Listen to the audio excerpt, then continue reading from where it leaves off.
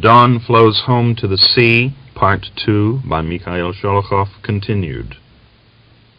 God preserve them, Gregor Panteleyevich. They're alive and well. I've got a big thing to ask of you, Granddad. Give them and my sister, Yevdokia Pantelyevna, a warm greeting from me, and a greeting to Prokhorzykhov, and say to Aksiniya Astachova that she is to expect me soon. Only don't tell anybody else you've seen me, will you? I'll do it, Master, I'll do it. Never fear. I'll tell them all, just as you ask. What news is there in the village? Nothing at all. Everything's as it was. Is Koshevoy still chairman? Yes, he's the chairman. He isn't doing any harm to my family, is he? I haven't heard anything about it, so he can't have touched them. And why should he? They're not responsible for you? What are people saying about me in the village? The old man blew his nose, spent a long time wiping his mustache and beard with his red neckerchief, then answered evasively, "The Lord knows. They say all sorts of things, whatever comes into their heads. Will you be making your peace with the Soviet government soon?" What could Gregor answer? Holding in his horse, which was straining to follow the detachment, he smiled and said, "I don't know, Granddad. So far there's nothing I can say." "How's that? We fought the Circassians and we fought the Turks, but peace came of it.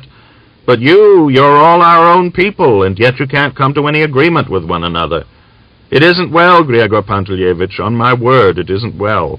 God, the all-merciful, he sees all. He won't forgive you all this, you mark my words. I ask you, is it sensible that Russians, true believers, should fight among themselves, and that without end? Well, if you'd done a little fighting, but this is the 4th year you've been at one another's throat.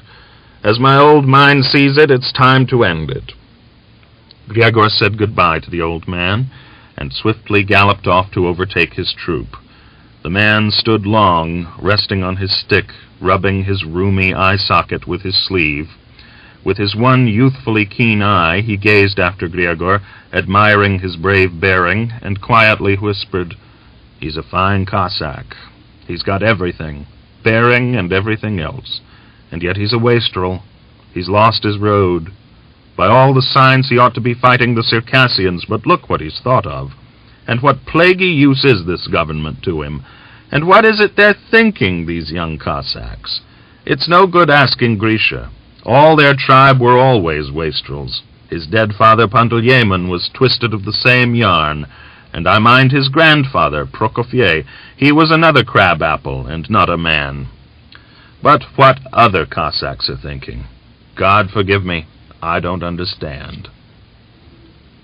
Now, when Fomen occupied a village, he no longer summoned a meeting of citizens. He had been convinced that propaganda methods were fruitless. He had enough to do to keep his own men without enrolling new ones. He began to find consolation in vodka. Whenever he happened to spend a night in a village, there were drinking bouts. Following their ataman's example, his men drank also. Discipline was breaking down. Looting grew more frequent. The houses of the Soviet employees who went into hiding whenever the band approached were stripped of everything that could be carried on horseback. Many of the men had their saddlebags crammed almost to bursting. One day, Gregor noticed that a man in his troop was carrying a hand-sewing machine. He had hung the reins over his saddle bow and was holding the machine under his left arm. Only by using his whip did Gregor succeed in forcing the Cossack to give up his prize. That evening, Gregor had a sharp altercation with Fomen. They were alone together in the room.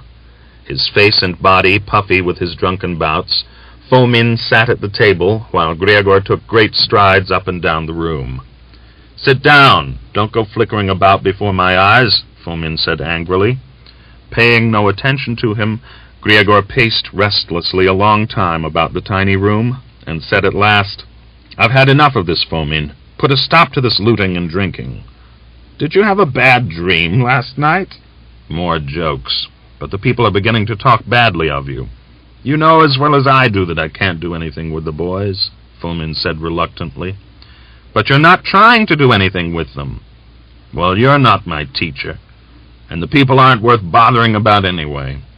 We're suffering for them, the swine, but I'm thinking of myself, and that's enough." You've got a poor opinion even of yourself. You've never got any time to think because of your drunken orgies.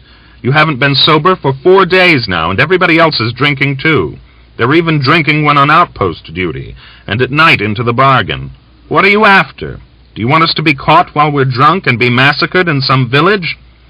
And do you think we shall avoid it? Fomen sneered. We've got to die sometime.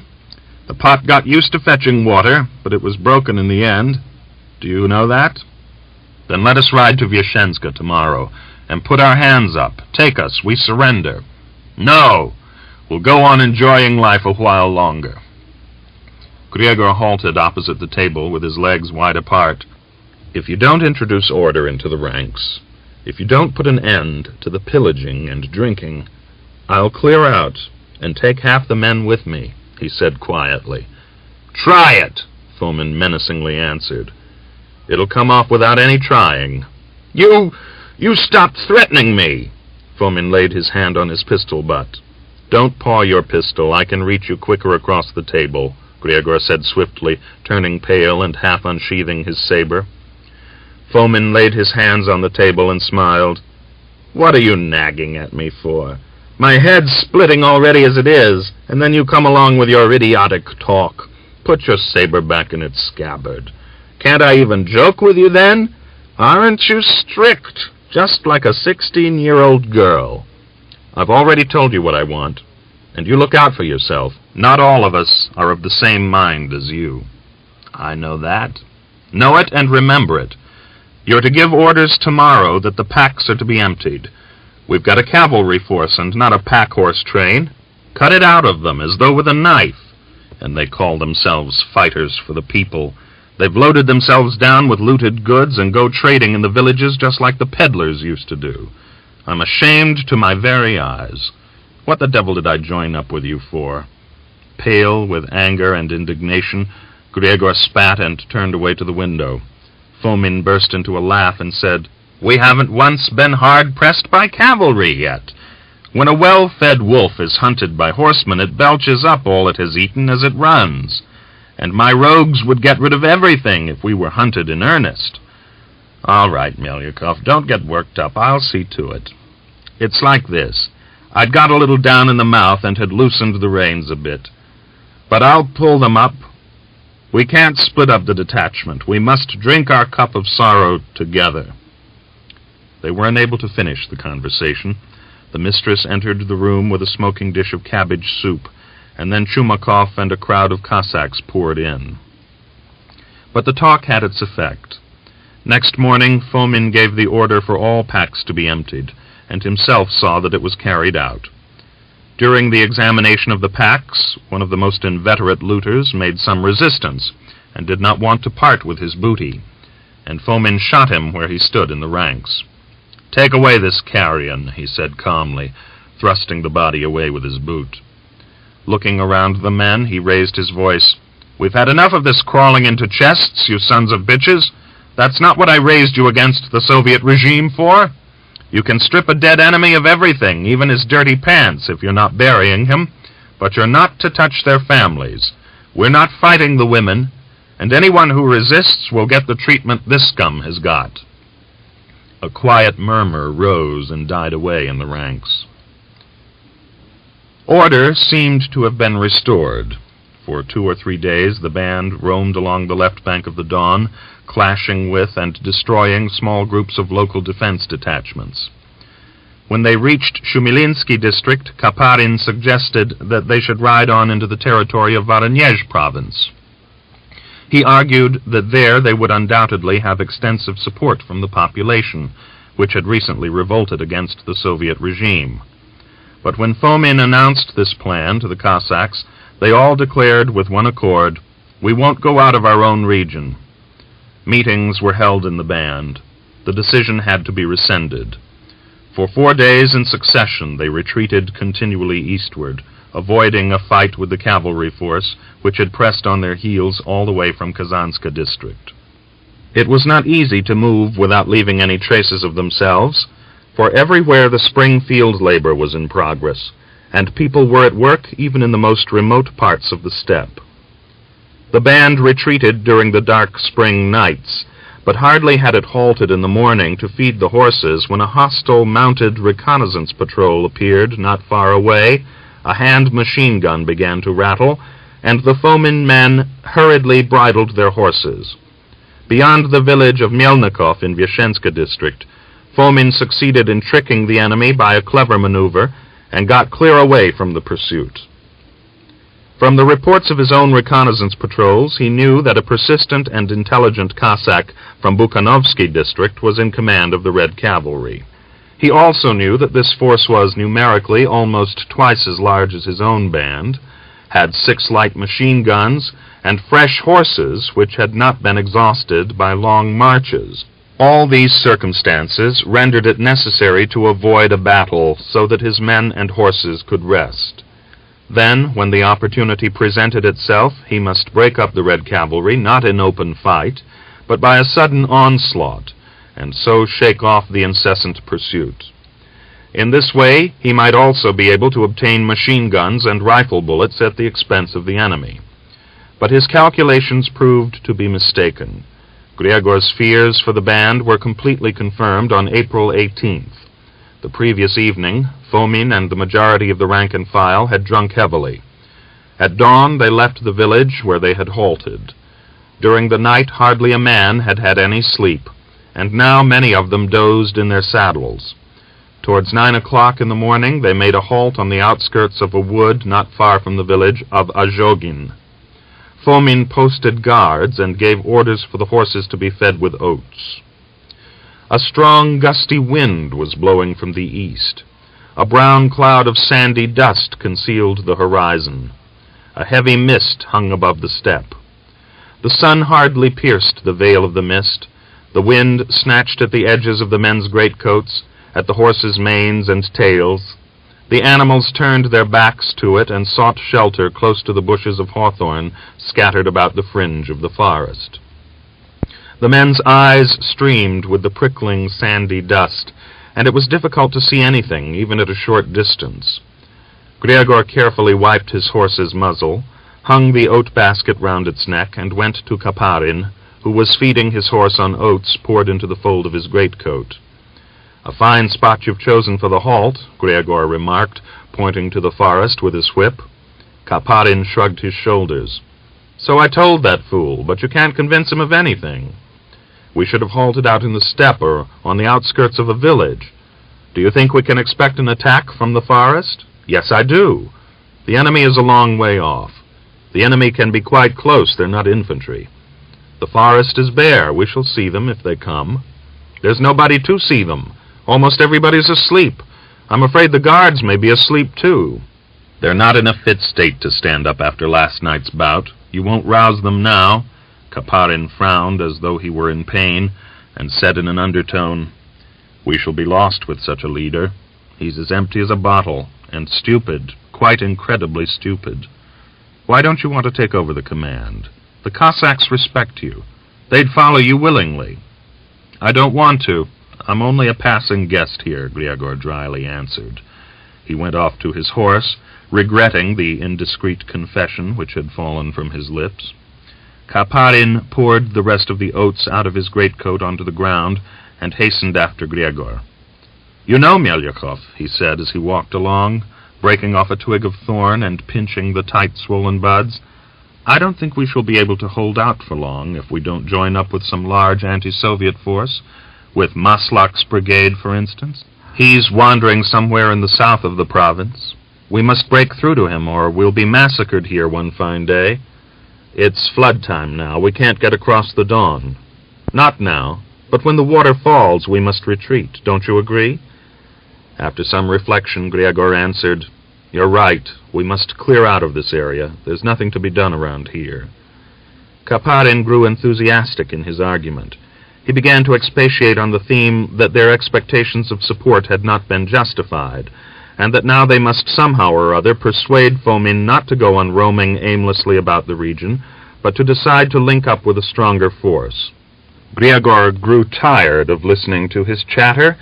He kept his eyes fixed on his horse.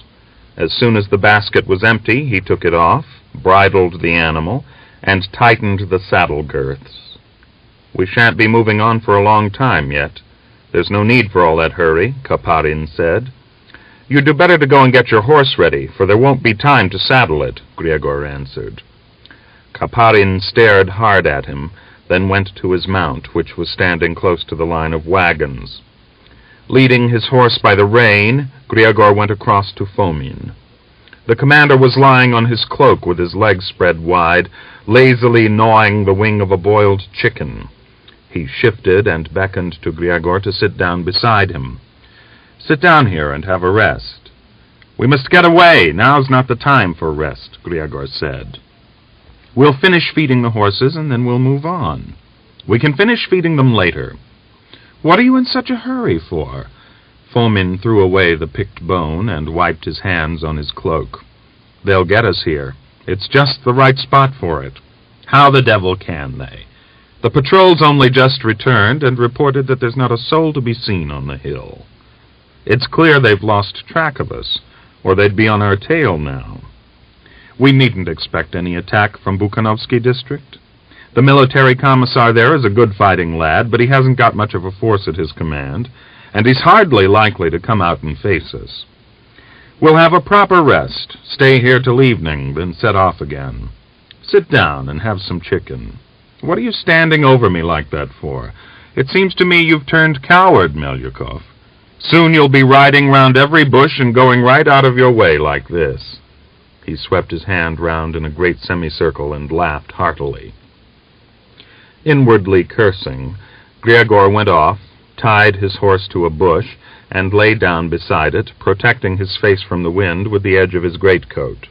He dozed off to the whistle of the wind, to the fine, monotonous rustle of the high, dry grass bowed above him.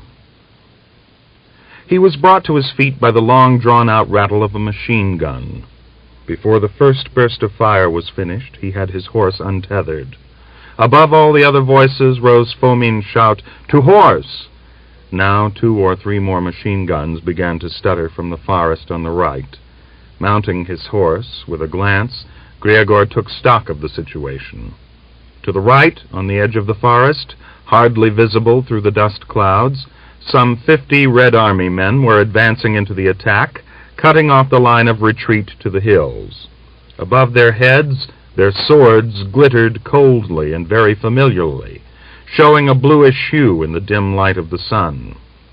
From the forest, from bushy hillocks, the machine guns were firing, emptying disc after disc with feverish haste. To the left also, about half a squadron of Red Army men were galloping along without a shout, waving their sabers, rushing to complete the encirclement. There was only one way of escape, to break through the thin line of men attacking from the left, and to retreat towards the dawn. Gregor shouted to Fomen, "Keep up behind me!" and put his horse into a gallop, simultaneously bearing his saber. When he had covered some 40 yards, he looked back. Fomen, Kaparin, Chumakov, and several other men were following at a furious gallop some 20 yards behind him. The machine guns in the forest had stopped firing. Only the one on the extreme right was rattling away with short, angry bursts at the Fomen men scrambling around the baggage wagons. But that last machine gun also suddenly stopped, and Gregor realized that the attackers were now right on top of the camp, and that the men left behind were being sabered. So he guessed from the desperate shouts, from the rare shots fired in defense. But he had no time to look back. As his horse carried him impetuously towards the stream of men advancing against him, he chose his man. A soldier in a short, pleated sheepskin was galloping towards him on a gray, not very fresh horse. As though by the light of a flash of lightning, for one elusive moment, Gregor saw the horse with a white star on its foam-flecked chest, the rider with his crimson, excited, youthful face, and behind him the broad, somber expanse of the steppe stretching away to the dawn. The next moment he would have to avoid a blow and wield his saber, when some 10 yards from the rider, Gregor swung his body sharply over to the left.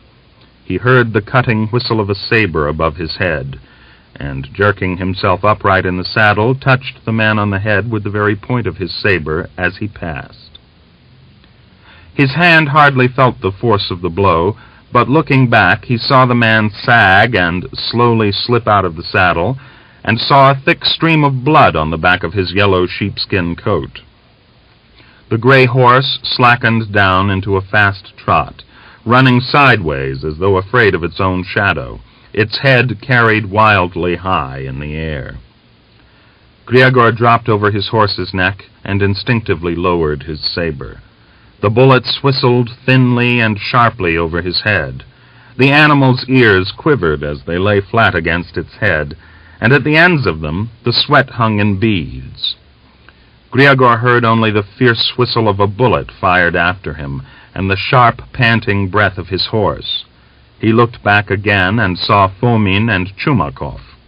Kaparin was a good 100 yards behind them, and, still farther off, only one man of the second troop, the lame Styeladnikov, had fought and galloped his way past the 2 soldiers who rode to attack him. All the other 8 or 9 men who had fled after Fomen had been sabered.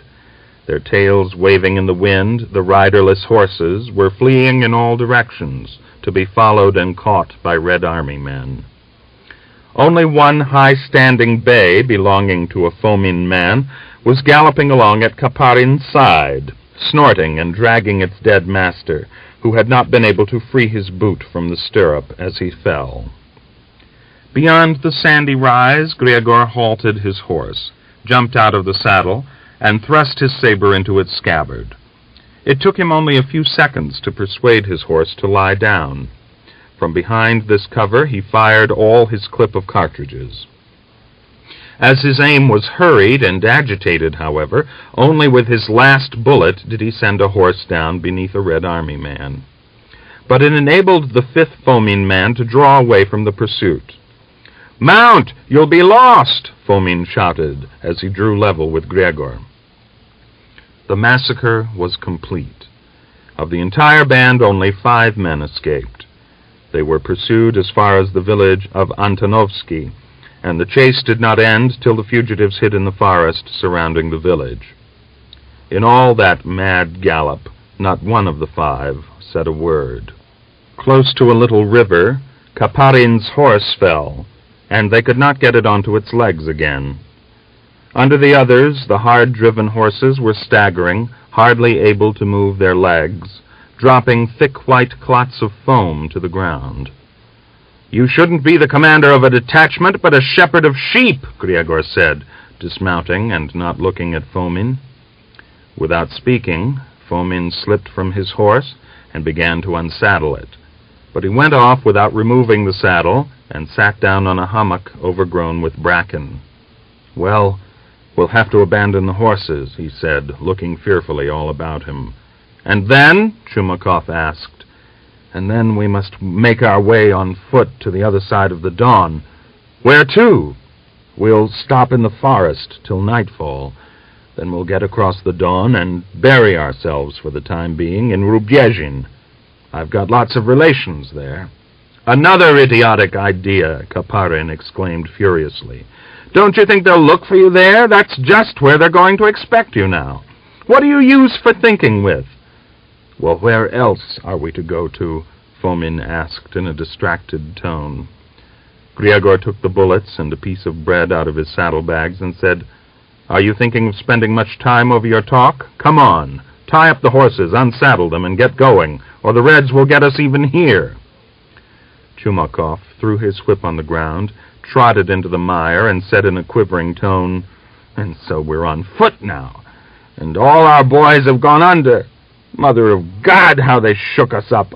I didn't think I was going to come through today alive. Death looked me in the eyes."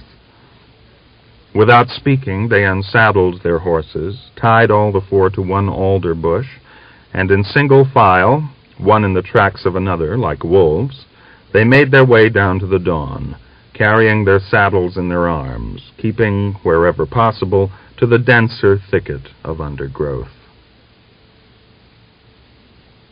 Chapter 5. In springtime, when the Don overflows its banks and the flood water covers all the low-lying water meadows, opposite the village of Rubyezhin, a small section of the lofty left bank remains high and dry above the inundation. From the Donside hills, this island, densely covered with young willows, oaks, and the dove-blue spreading bushes of osiers, is visible for a long distance. In the summer, the trees are entwined with wild hops to their very crowns. The ground below is spread with impenetrable prickly dewberry bushes. Pale blue convolvuluses crawl and twine over the bushes, and in the rare glades, the high, thick grass, munificently nourished by rich soil, rises above the height of a man. In the summer, even at noonday, it is quiet, twilit, and cool in the forest. Only the orioles disturb the silence, and the cuckoos vie with one another in counting out the unspent years. But in winter-time, the woods stand completely deserted, bare, fettered in a deathly silence. The serrated edges of the treetops show a somber black against the pallid, wintry sky. Only the wolves' litters find a safe shelter in the thickets year after year, spending their days lying in the snow-laden scrub. On this island, Fomen, Gregor, and the others who had escaped from the massacre of the band set up their quarters. They lived as best they could, eating the miserable victuals which Fomen's cousin brought them by boat at night. They were half-starved, but they could sleep their fill with their saddle pommels under their heads. They took turns at keeping guard during the night. They lit no fire for fear that someone would discover their hiding place. Washing round the island, impetuously, the flood water poured southward. It roared menacingly as it broke through the barrier of old poplars which stood in its path, then murmured on in a lulled, singing tone, setting the tops of the inundated bushes swaying. Gregor quickly grew accustomed to the never-ceasing sound of the water nearby. He lay for long hours by the steeply cut bank and gazed at the broad, watery expanse, at the chalky spurs of the Donside hills enveloped in a sunny lilac haze.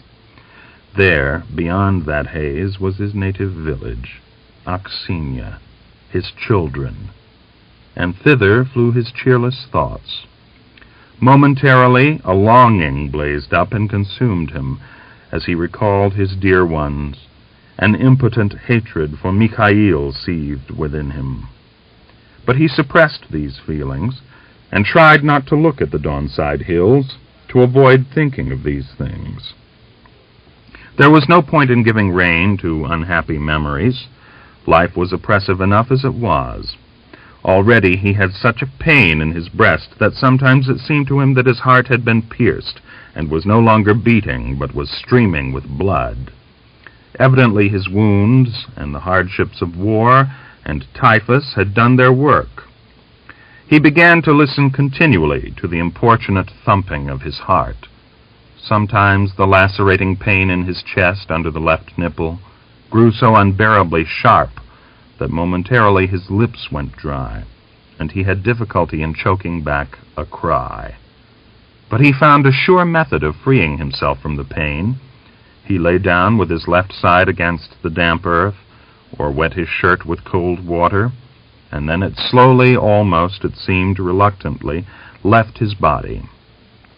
The days turned pleasant and still.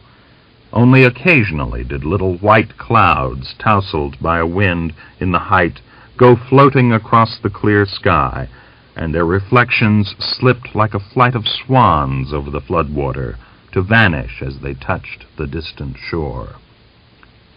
It was good to gaze at the swift current furiously seething along by the bank, to listen to the myriad sounds of the water and not to think of anything, to try not to think of anything which caused him suffering. He gazed for hours at the whimsical and endlessly changing swirl of the current. The ripples altered their forms continually.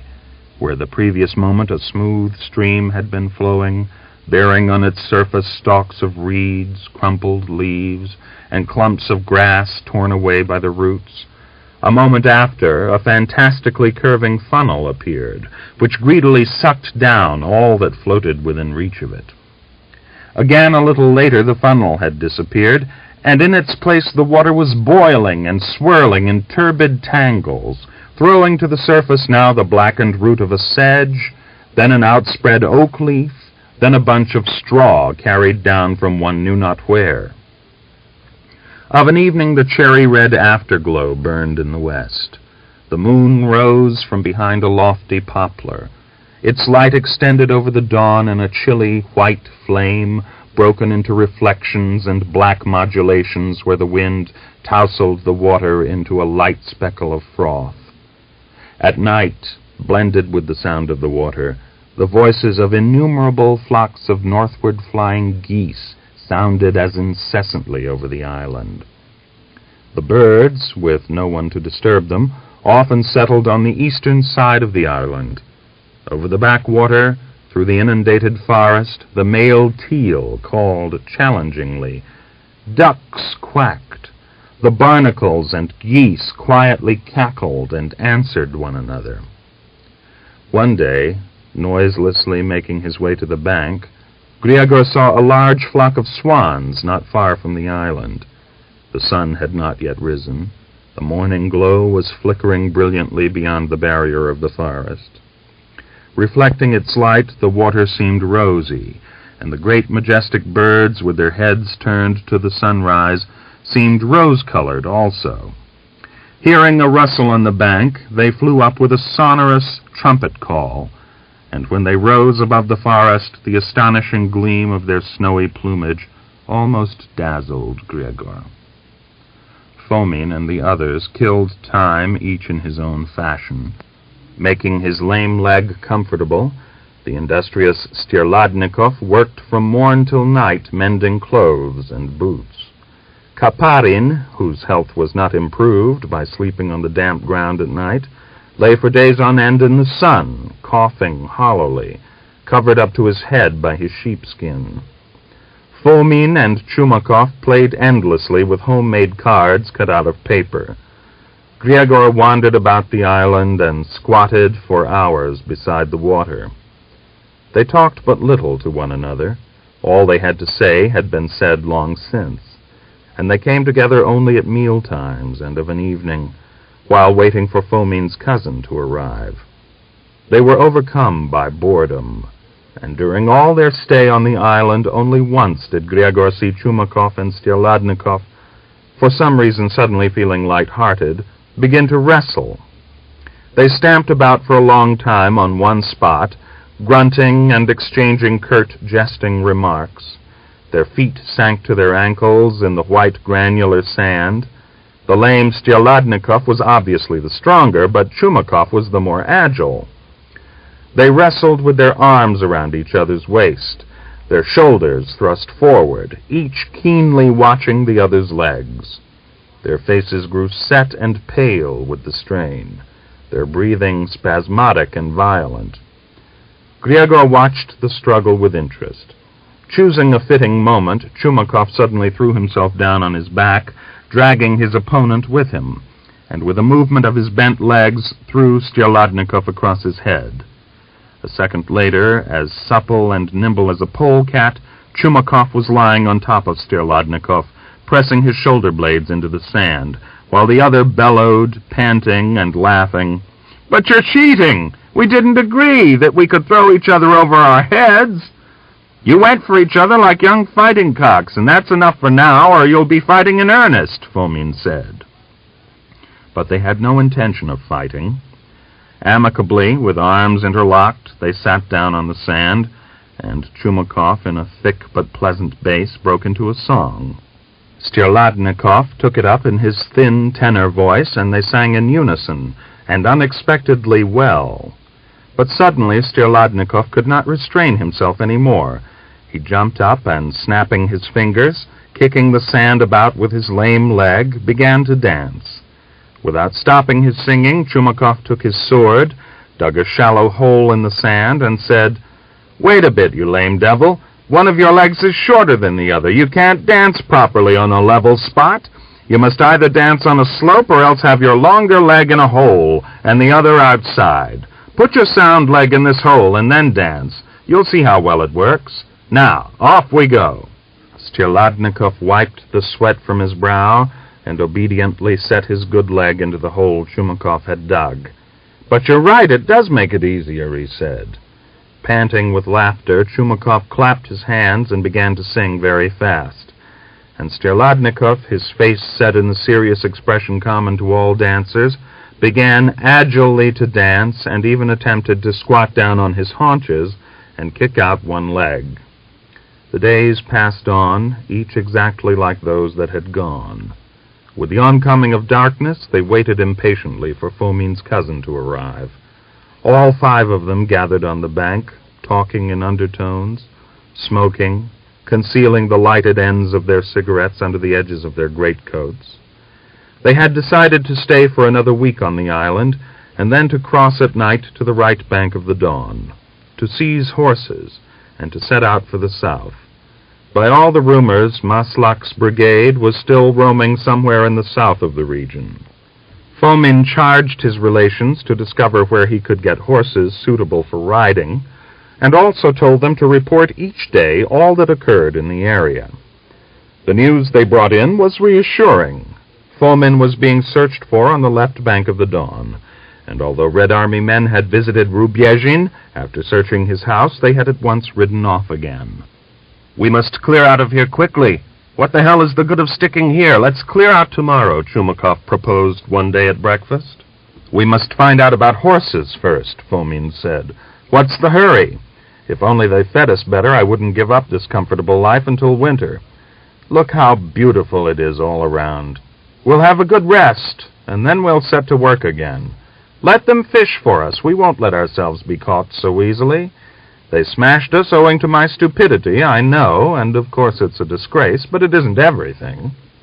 We'll collect more men again. As soon as we mount horses, we'll ride through the nearest villages, and in a week we'll have half a company around us, and possibly a full company.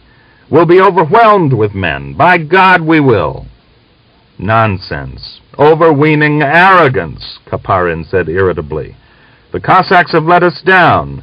They haven't followed us, and they won't. We must have the courage to look the truth in the eyes and not delude ourselves with idiotic hopes."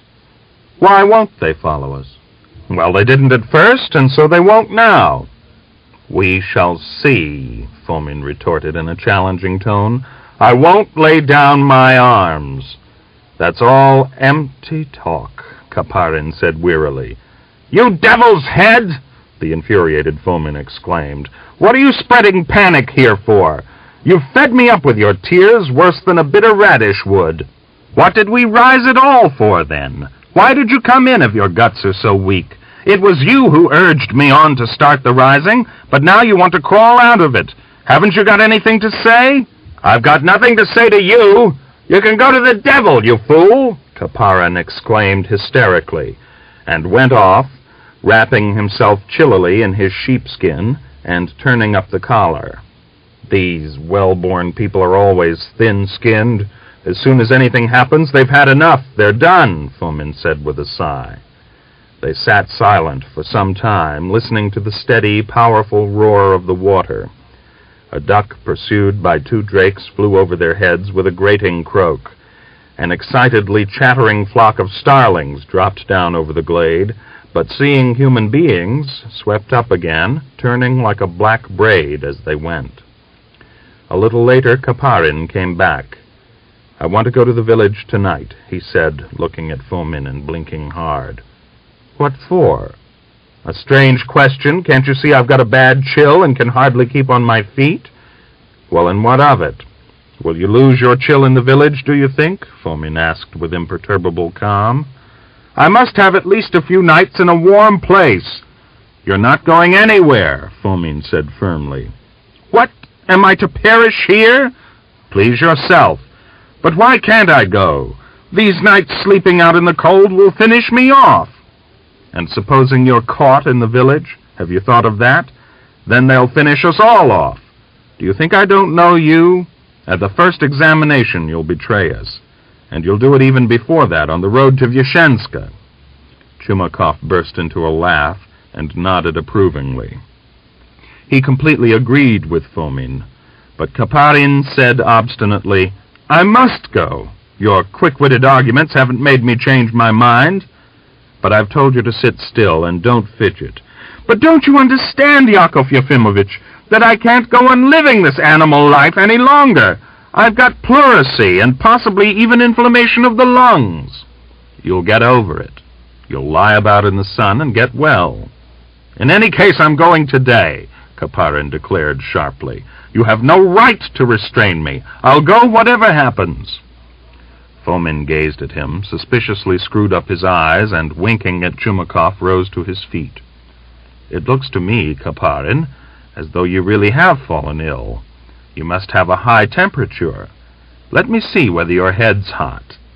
He took several steps towards Kaparin, stretching out his hand. Evidently, Kaparin noticed the unpleasant look on Fomen's face, for he fell back and sharply exclaimed, "Get away! Don't make that noise! What are you making that noise for? I'm only going to find out. What are you up to?" Fomen strode to Kaparin and seized him by the throat. "Intending to give yourself up, you swine?" he muttered thickly, and straining all his body, tried to throw Kaparin to the ground. Gregor had difficulty in separating them, and had to exert all his strength. After dinner, Kaparin went up to Gregor as he was hanging some washing on a bush and said, "I'd like to talk to you alone. Let's sit down." They sat on a fallen, rotting poplar trunk. Coughing hollowly, Kaparin said, "What do you think of that idiot's behavior? I'm sincerely grateful to you for your intervention.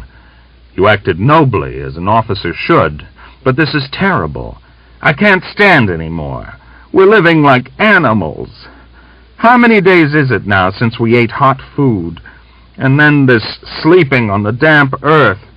I've caught a chill, and my side is hurting me terribly. I must have developed inflammation of the lungs.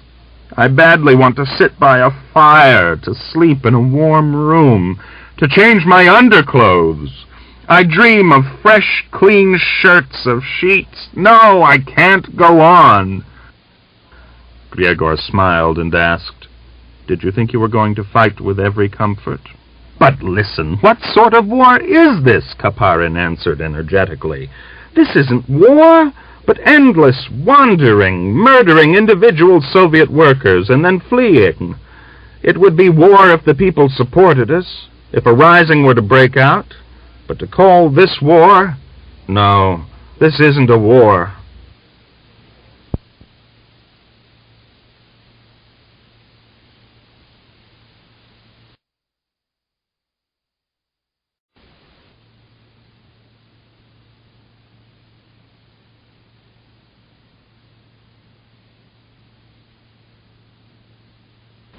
The Dawn Flows Home to the Sea, Part 2, by Mikhail Sholokhov, continued. "It would be war if the people supported us, if a rising were to break out. But to call this war? No, this isn't a war." "There's nothing else we can do. You don't want us to surrender, do you?" "You're right. But what are we to do?" Gregor shrugged his shoulders. He gave voice to the thought which had frequently entered his mind as he lay about on the island. Even a miserable liberty is better than a good prison. You know what the proverb says? A strong prison, but it only pleases the devil. Kaparin drew designs on the sand with a twig. After a long silence he said, "We haven't necessarily got to surrender, but we've got to find new forms of struggle against the Bolsheviks. We must separate from this disgusting scum. You're an intelligent man." "Why do you think so?" Gregor laughed. "Why, I can hardly even pronounce that word." "You're an officer." "By accident." "No, joking apart, you are an officer. You've grafted yourself into officer society. You've seen real men.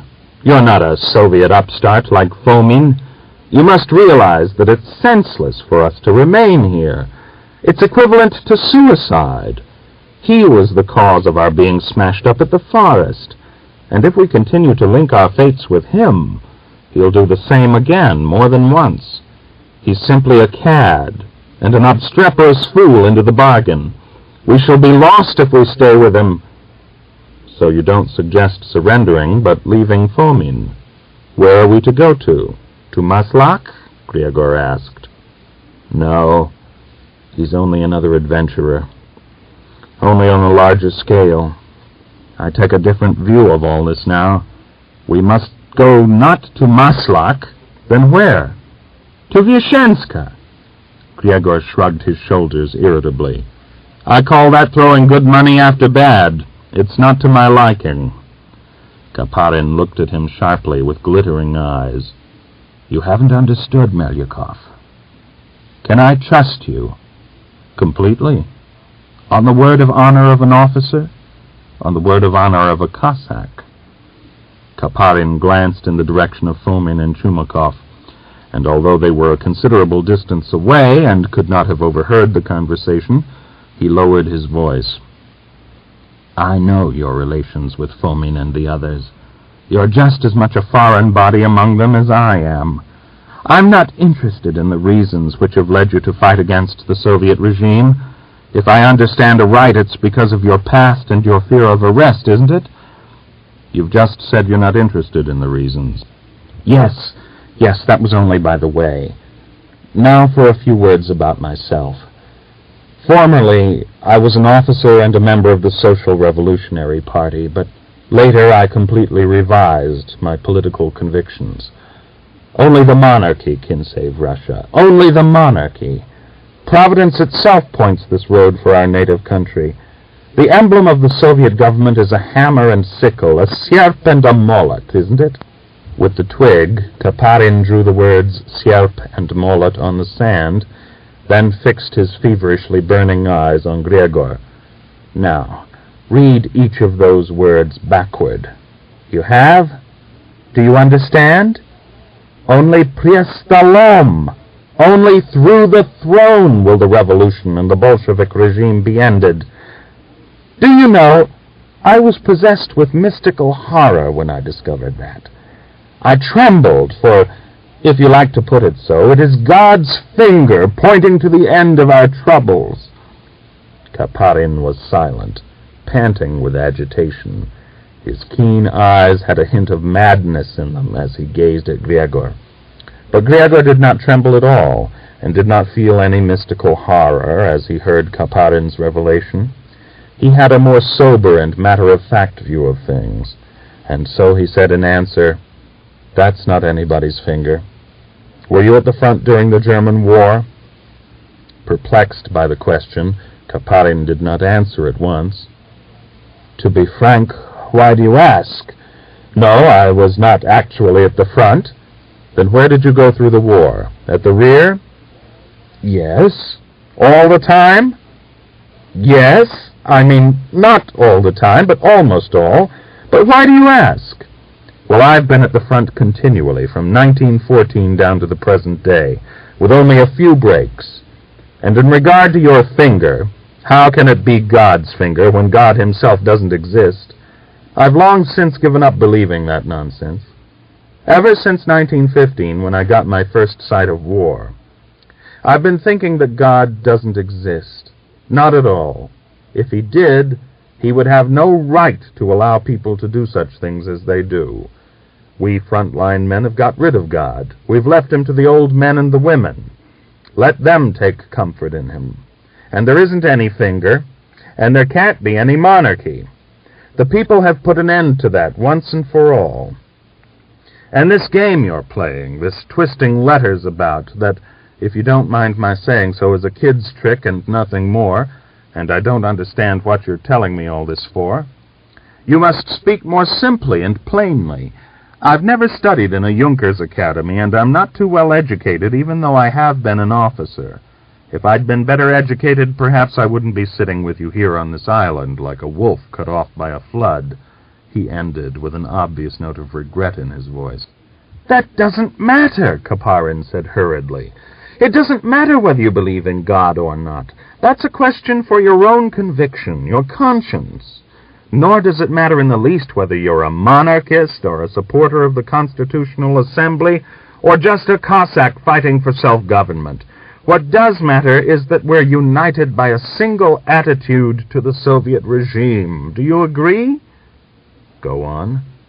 We put all our hopes in a general rising of the Cossacks, didn't we? That hope has proved unjustified. Now we've got to extricate ourselves from this situation. We can fight the Bolsheviks later, but not under Fomen's leadership.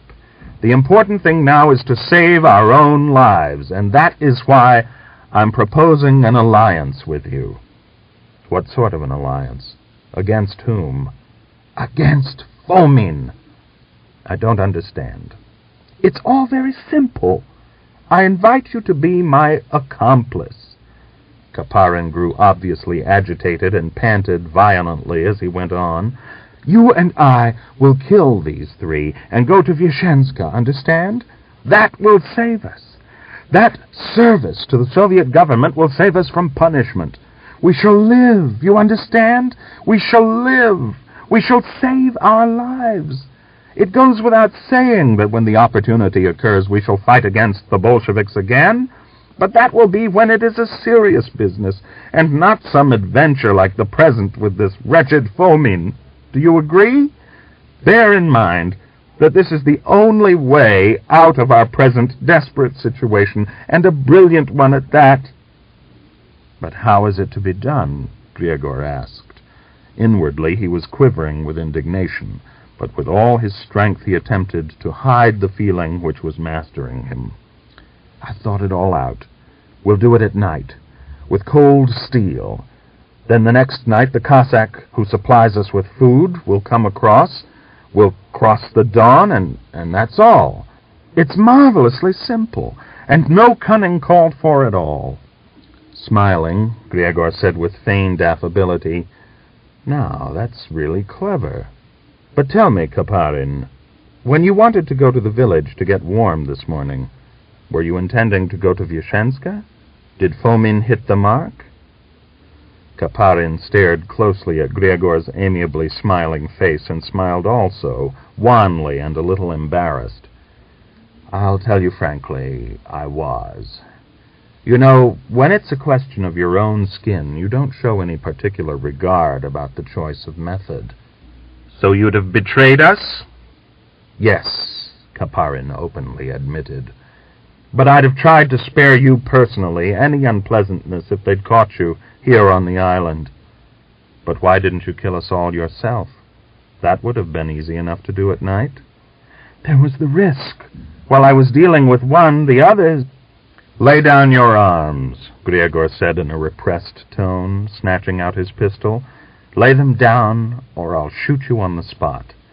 I'm getting up now, and I'll cover you so that Fomen can't see, and then you'll throw your pistol down at my feet. Well, don't even think of shooting. I'll put you out at the first sign. Kaparin sat still, turning deathly pale. Don't kill me, he whispered, hardly moving his white lips.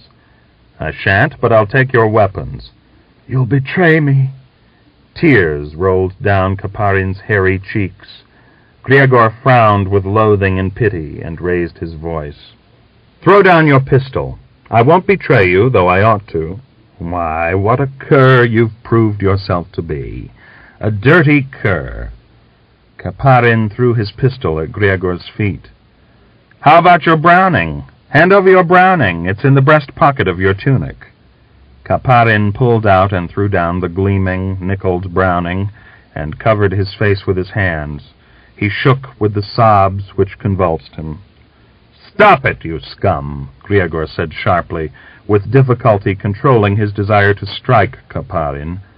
You'll betray me. I'm lost. I've told you I won't, but as soon as we leave the island you can make yourself scarce. Such as you aren't wanted by anybody. You can find your own shelter. Kaparin removed his hands from his face. His wet, livid cheeks, swollen eyes, and shaking lower jaw were horrible to look at. Then why did you... Why did you disarm me?" he stuttered. Gregor reluctantly said, "So that you don't shoot me in the back. Anything is to be expected from men like you. Educated men. And there you sat talking about a finger, about the Tsar, about God. What a slimy creature you are." Without another look at Kaparin, spitting out the copious spittle which filled his mouth again and again, Gregor slowly went back to the others. Stierladnikov was quietly whistling as he sewed up a slit in his saddle with a waxed end thread. Fomen and Chumakov were lying on a horsecloth, playing cards as usual. Fomen gave Gregor a swift glance and asked, "What was he saying to you? What were you talking about?" "He was complaining about the life. He talked as though—" Gregor kept his promise not to betray Kaparin, but that evening he took a quiet opportunity to remove the bolt from Kaparin's rifle and hid it. The devil knows what he might try at night, he thought, as he lay down to sleep. Next morning, Gregor was awakened by Fomen. Bending over him, Fomen quietly asked, "Did you take Kaparin's weapons from him?" "What? What weapons?" Gregor raised himself on his elbow, painfully straightening his shoulders. His greatcoat, fur cap, and boots were all wet with the mist which had descended at sunrise, and he was chilled to the bone. "We can't find his weapons. Did you take them? Do wake up, Melyukov." "Why, yes, I took them, but what's up?" Fomen went off without speaking. Gregor rose and shook out his greatcoat. Some distance away, Chumakov was preparing breakfast. He washed the only dish they possessed, then, pressing a loaf of bread to his chest, cut off 4 equal hunks, poured milk out of a jug into the dish, and crumbling a solidly boiled piece of millet porridge, looked at Gregor. "You've slept late this morning, Melyukov. See where the sun's got to." "The man with a clear conscience always sleeps well," Stierladnikov said as he wiped the wooden spoons on the edge of his greatcoat after washing them. "But Kaparin didn't sleep a wink all night. He tossed and turned." Fomen smiled as he looked at Gregor. "Sit down and have breakfast, brigands," Chumakov proposed. Without waiting for the others, he began to spoon up his milk, then bit off a good half of his hunk of bread. Gregor picked up his spoon and, staring hard at the others, asked, "Where's Kaparin?" Fomen and Stierladnikov went on eating in silence. Chumakov gazed fixedly at Gregor, but he, too, said nothing. "Where's Kaparin got to?" Gregor asked again, though he had a mournful suspicion of what had happened during the night. "Kaparin's a long way away now," Chumakov answered, smiling imperturbably. "He's floating down to Rostov. I expect he's rocking somewhere about Ust-Hapiersk. There's his sheepskin hanging. Look." "Have you really killed him?" Gregor asked, glancing swiftly at Kaparin's sheepskin coat. There was no point in asking. Everything was quite clear already, but for some reason he did ask. At first nobody answered, and he repeated the question. "Why, of course we've killed him," Chumakov said, and covered his gray, femininely beautiful eyes with his lashes. "I killed him. That's my job these days, to kill people." Gregor looked at him closely. Chumakov's clean, deep red face was tranquil and even cheerful. His blond whiskers, with their golden fringe, showed up strongly against his sunburnt face, setting off the darker hue of his eyebrows and sleekly combed hair. He was genuinely handsome, and of modest appearance was this honorary executioner to Fomen's band. He laid his spoon down on the tarpaulin, wiped his mustache with the back of his hand, and said, "You can be grateful to Yakov Yefimych, Melyukov. It was he who saved your soul, or you'd have been floating down the Don with Kaparin at this moment." "What for?" Spacing out his words, Chumakov slowly said, "It's clear Kaparin intended to surrender, and he talked a long time with you yesterday. Well, we, and Yakov Yefimych, thought we'd save him from his sin. May I tell him everything?" He looked interrogatively at Fomen. Fomen nodded, and Chumakov, his teeth crunching the grains of the insufficiently cooked millet porridge, went on with his story. "I got an oak cudgel ready yesterday evening. and I said to Yakov Yefimych, "I'll settle them both, Kaparin and Melyukov, during the night." But he said, "Finish off Kaparin, but don't touch Melyukov." And that's what we agreed on. I watched until Kaparin went off to sleep, and I heard you sleeping, snoring away. Well, I crawled up to him and brought the cudgel down on his head, and our staff captain didn't even kick out his legs. He just stretched himself out so sweetly and gave up the ghost. We quietly searched him, then we picked him up by the arms and legs, carried him to the bank, took off his boots, tunic, and sheepskin, and dropped him into the water. But you were still fast asleep and didn't know anything about it. Death stood very close to you last night, Melyukov. At your head it stood. Even though Yakov Yefimych had said you weren't to be touched, I thought, what could they have been talking about yesterday? It's a bad business when out of 5, 2 begin to keep themselves apart from the others and talk secrets. I stole up to you and wanted to land you one, but then I thought, if I hit him with the cudgel, he's a healthy devil. Supposing he jumps up and starts blazing away if I don't lay him out with the first blow. Well, Fomen once more stopped the whole business. He crawled up to me and whispered, "Don't touch him. He's one of us. We can trust him." Well, we talked it over, and then we couldn't make out what had happened to Kaparin's weapons, and so I left you. But you slept well. You didn't have any idea what was hanging over you. Gregor said calmly, "And you'd have killed me for nothing, you fool. I wasn't in any plot with Kaparin. But how is it you've got his weapons?" Gregor smiled. "I took his pistols from him yesterday and removed the bolt from his rifle in the evening and hid it under a saddle-cloth." He went on to tell of his conversation with Kaparin and the captain's proposals. Fomen discontentedly asked him, "But why didn't you say anything about this yesterday?" "I felt sorry for him, the sniveling devil," Gregor confessed frankly. "Ah, Melyukov, Melyukov," Chumakov exclaimed, genuinely amazed. "You put your pity where you laid the bolt of Kaparin's rifle. You bury it under a saddle-cloth, for it won't do you any good." "Don't you teach me, I know my own business," Gregor replied coldly. "Why should I teach you? But supposing as the result of your pity I'd sent you off to the next world for no reason at all last night, then what?" "I would find my road there too," Gregor quietly answered, after a moment's thought. And more to himself than to the others he added, "In broad daylight it's terrible for a man to face his death, but while he's asleep it ought to be easy enough." Chapter 6. One night at the end of April they crossed the Don in a boat. On the bank outside Rubyezhin, a young Cossack named Alexander Koselyov from Nizhny Krivsky village was waiting for them. "I'm coming with you, Yakov Yefimych," he said as he greeted Fomen. "I'm fed up with spending my time at home." Fomen nudged Gregor with his elbow and whispered, "Do you see? I told you so. We've hardly had time to get away from the island, but already the people are... Here they come. He's an acquaintance of mine, a fighting little Cossack. This is a good sign. Our business will be moving now." Judging by his voice, Fomen was smiling satisfiedly. He was obviously delighted by the arrival of a new comrade. The successful crossing of the river and the circumstance that one more man had immediately joined him cheered him up and gave wings to new hopes. "So besides a rifle and a pistol, you've got a saber and a pair of field glasses," he said in a contented tone, examining and feeling Koshelyov's equipment in the darkness. "There's a Cossack for you. You can see at once he's a true Cossack and no mongrel." Fomen's cousin drove up to the bank in a wagon drawn by a very small horse. "Put the saddles in the wagon," he said in an undertone.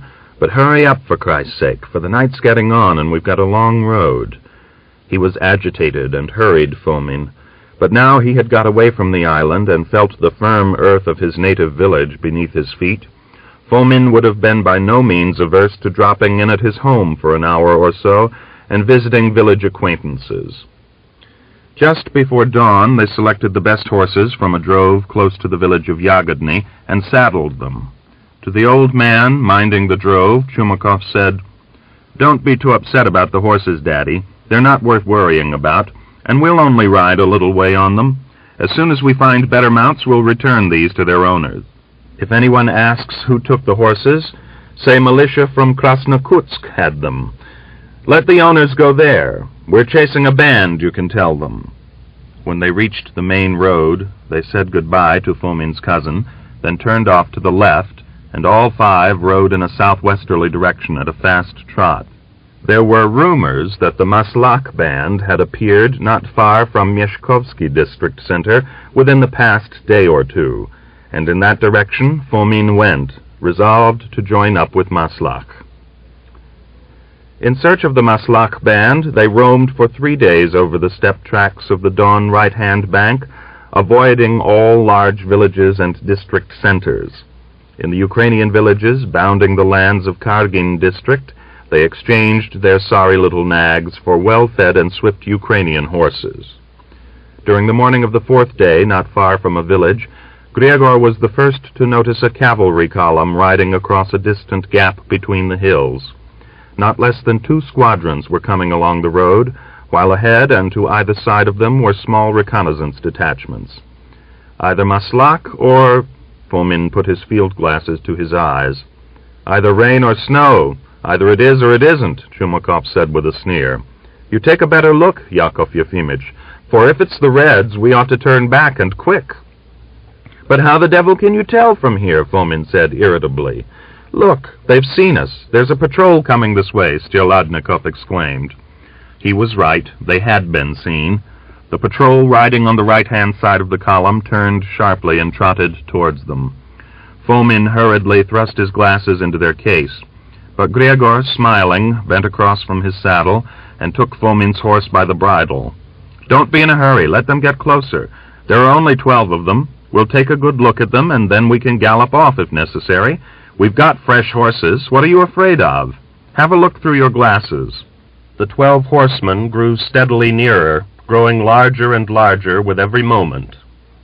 Their forms were now distinctly outlined against the green background of the high-growing grass of the hill. Gregor and the others gazed at Fomen impatiently. His hands trembled a little as they held the field glasses. He stared so hard that a tear ran down the cheek turned to the sun. "They're Reds. I can see the stars on their caps," he shouted thickly at last, and turned his horse. They set off at a gallop. Behind them, infrequent shots rang out. For 2 miles or so, Gregor galloped at Fomen's side, occasionally looking back. "Well, we've joined up with them," he said with a sneering laugh.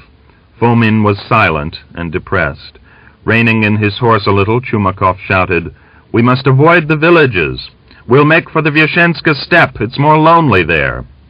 A few more miles of furious galloping, and the horses would be played out. A foamy sweat covered their outstretched necks. The latitudinal folds of flesh lay deep. "We must take it easier. Slow up," Gregor commanded. Of the 12 riders behind them, only 9 were left. The others had dropped out of the chase. With his eyes, Gregor measured the distance separating them and shouted, "Halt! Let's give them a round or two." All 5 slowed their horses into a trot, dismounted as they went, and unslung their rifles. "Hold your reins! Aim at the man on the extreme left! Fire!" They each fired a clip of cartridges, killed a horse under one of the Red Army men, and again began to retire from the pursuit. They were followed only reluctantly. From time to time, shots were fired at them from a considerable distance. Then at last the soldiers abandoned the chase completely. "We must water the horses. There's a pond over there," Styeladnikov said, pointing with his whip to the blue surface of a steppe pond in the distance. Now they were riding at a fast walking pace, closely examining every ravine and hollow they came to, trying to take cover in the uneven folds of the steppe. They watered their horses and set off again, at first at a walking pace, then at a trot. At noon they halted to feed the horses on the slope of a deep ravine which cut right across the steppe.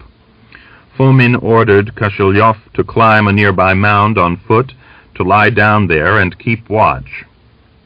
In the event of horsemen appearing anywhere on the steppe, he was to give warning and run immediately to the horses. Gregor hobbled his mount, turned it loose to graze, and lay down not far off, choosing a dry spot on the slope of the ravine.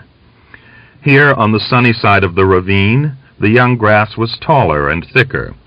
The vapid exhalation of the black, sun-warmed earth could not stifle the finer perfume of the fading steppe violets.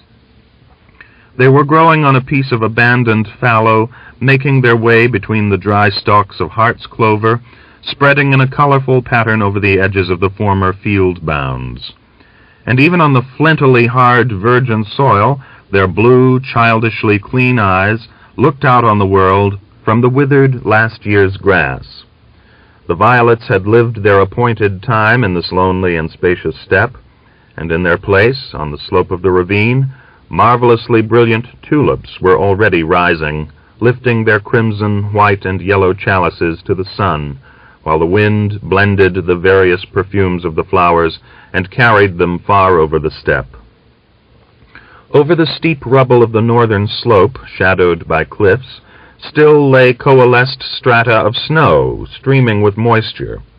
A chill arose from the snow, but this chill still further accentuated the perfume of the fading violets, faint and mournful as the memory of something precious and long since past. Gregor lay with his legs flung out, resting on his elbows, and with avid eyes drank in the sun-hazed steppe, the guardian mounds showing azure along a distant ridge, the flowing, opalescent mirage on the bounds of the slope. For a moment he closed his eyes and heard the near and distant songs of the skylarks, the light tread and snorting of the grazing horses, the clanking of bits, and the whisper of the wind in the young grass.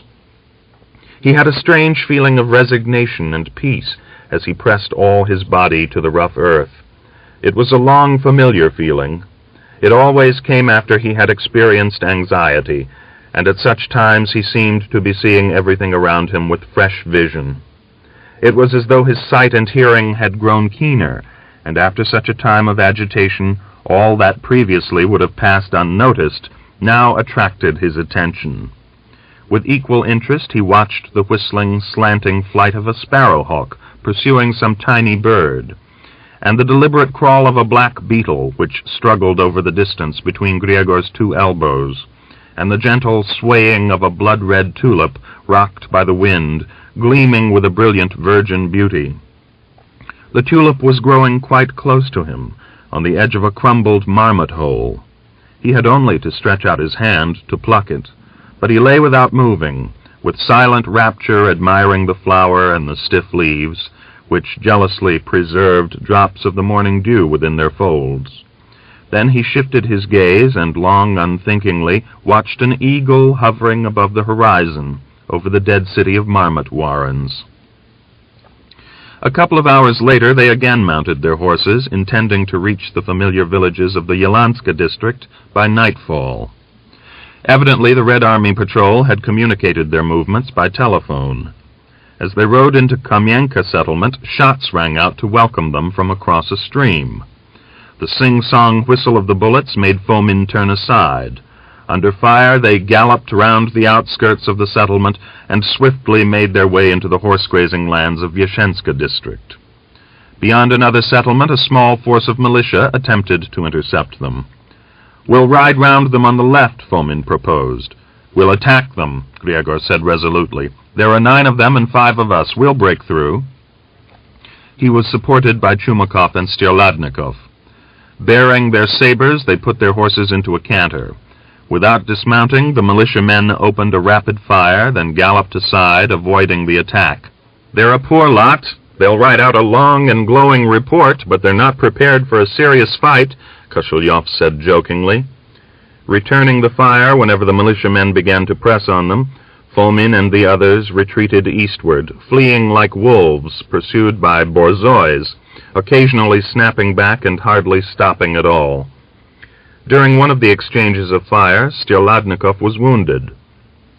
The bullet pierced the muscle of his left leg, grazing the bone. He groaned with the pain shooting through his leg and said, turning pale, "They've hit me in the calf, and it's the same leg, my lame one. There's swine for you." Throwing himself back in his saddle, Chumakov laughed at the top of his voice. He laughed so much that the tears started to his eyes. Helping Stolodnikov to seat himself on his horse, he rocked with laughter as he said, "Well, how did they come to pick on that one? They must have aimed at it deliberately. They saw some lame fellow hopping about and thought they'd get you if they shot at that leg. Oh, Stolodnikov, oh, you'll be the death of me. Your leg will be shorter by another quarter. And now how will you dance? I shall have to dig a hole a couple of feet deeper for your leg." "Shut up, you idiot. I haven't got time for you now. Shut up, for Christ's sake," Stolodnikov said, wincing with the pain. Perhaps half an hour later, as they rode along the bottom of one of the innumerable ravines, he asked, "Let's make a halt and rest a bit. I must stop up my wound, for I've lost a whole bootful of blood." They halted. Gregor held the horses. From time to time, Fomen and Koshulyov fired at the militiamen hovering in the distance. Chumakov helped Stolodnikov to remove his boot. "But you have lost a lot of blood, and no mistake," Chumakov said, knitting his brows as he poured the crimson fluid out of the boot onto the ground. He was about to rip up the leg of Stolodnikov's trousers, which were wet and streaming with blood, but Stolodnikov would not allow him. "They're good trousers. There's no point in spoiling them," he said, and resting with his palms on the earth, he raised his wounded leg. "Pull them off, only do it gently." "Have you got any bandages?" Chumakov asked, rummaging through his pockets. "What the devil do I want bandages for? I'll manage without." He closely examined the exit hole of the wound, then with his teeth pulled a bullet out of its cartridge case, poured the gunpowder on his palm, and thoroughly mixed it with earth, first moistening the earth with spittle. He plentifully plastered both the holes of the wound with this ointment and said in a satisfied tone, "That's a well-tried remedy. The wound will dry and it'll heal up in a couple of days." They did not halt again until they reached the river Chira. The militiamen kept at a respectable distance behind them, and only occasionally did they fire a single shot. Fomen frequently looked back and remarked, "They're keeping us in sight all the time. Or are they expecting reinforcements? They're not keeping that distance off without good reason." They crossed the Chira at a ford near a village and went at a walking pace up the slope of a hill. The horses were tired out.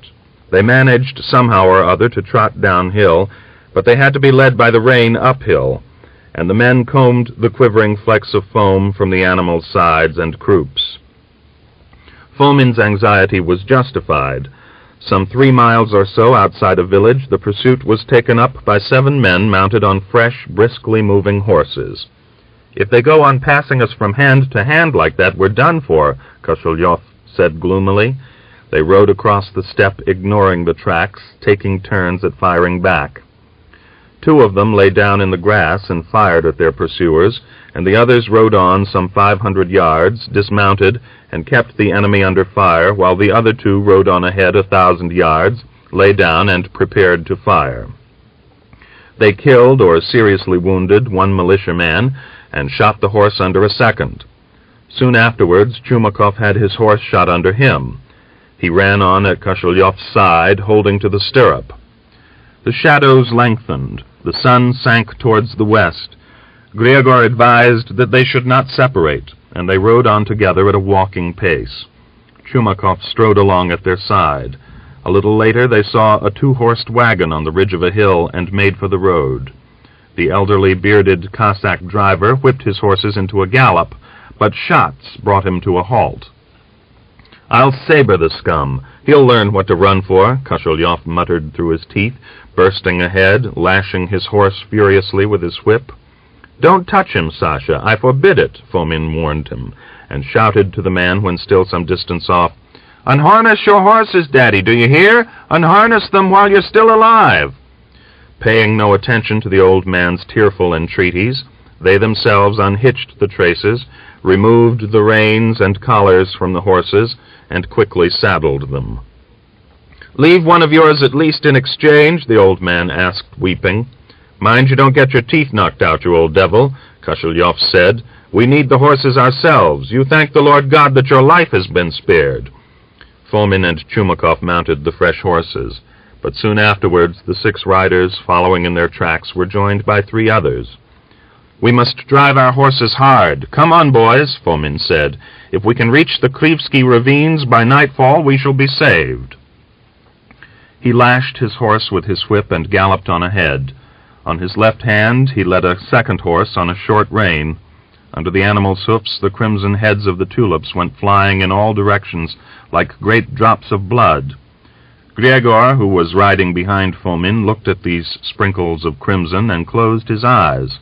For some reason his head swam, and a familiar severe pain clutched at his heart. Their horses galloped along with their last strength. The men also were worn out with the incessant riding and with hunger.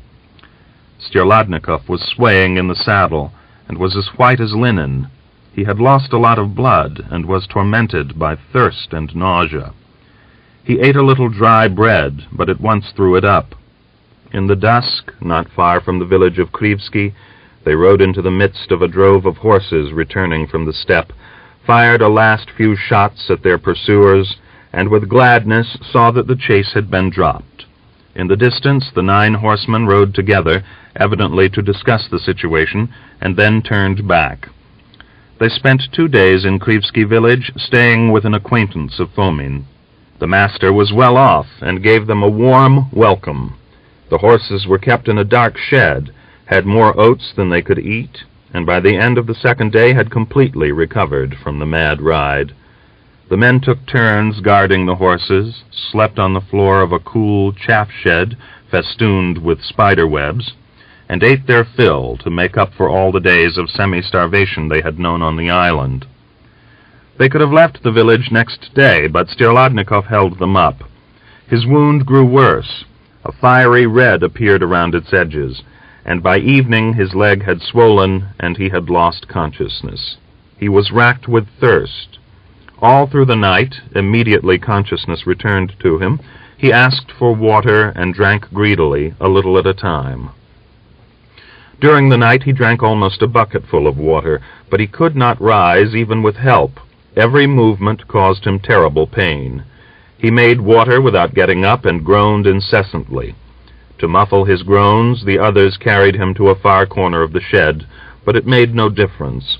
Sometimes his groans were very loud, and when he lost consciousness he shouted incoherently in his delirium. They had to keep watch over him also. They gave him water, moistened his burning forehead, and covered his mouth with their hands or a cap when he began to groan or talk too noisily.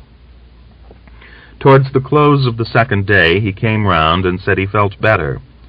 "When are you leaving here?" he asked Chumakov, beckoning him with his finger. "Tonight. I'm going too. Don't leave me here, for Christ's sake."